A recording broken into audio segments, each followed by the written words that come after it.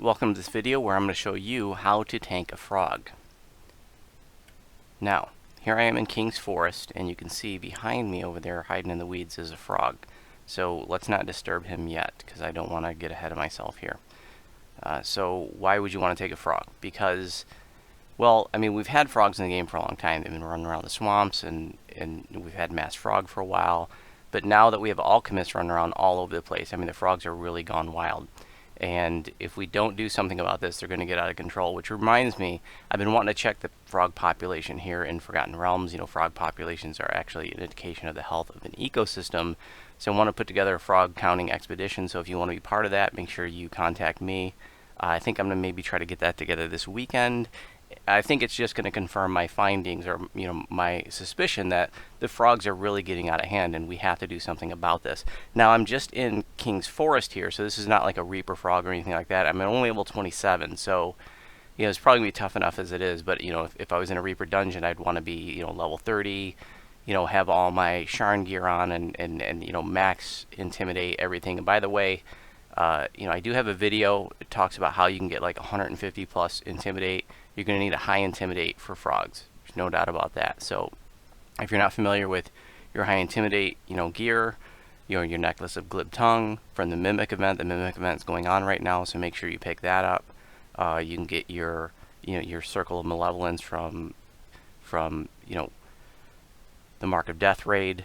That's the highest intimidate item in the game. You want to get a charisma skills item, these kinds of things. So, heavy armor, shield, the whole 9 yards. You really want to be prepared for this because,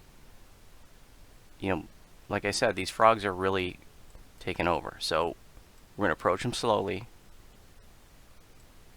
I'm just hoping that since this is just a Slayer Zone frog, see how he's moving away from me? So you just want to intimidate him. Okay, I was able to get the intimidate at plus 63. It's good enough for a Slayer Zone frog, but they're jumpy suckers. You got to be careful. Okay. I mean, you could have a raid wipe if you're not careful with one of these things. So look at him. Look at him. He's just all over the place. Their aggro is really erratic. So you really got to, you really got to know what you're doing. This is not for beginners. This is an advanced, tanking role. So if you guys are new to tanking, I wouldn't recommend this. Start with something simpler. Maybe like a heroic Demon Queen raid or something like that. Work your way up. This is really for like expert tanks. And I'm going to be honest with you, and I'm not trying to, brag or anything, but I'm probably the best frog tank on Sarlona. Actually, probably in the entire game. I mean, as a druid, this is kind of a a niche tank build, and it's it's not the tankiest tank in the world, but it's actually makes one of the best frog tanks because, well, like I can actually like charm them. See that I use charm animal, and I just charmed that frog.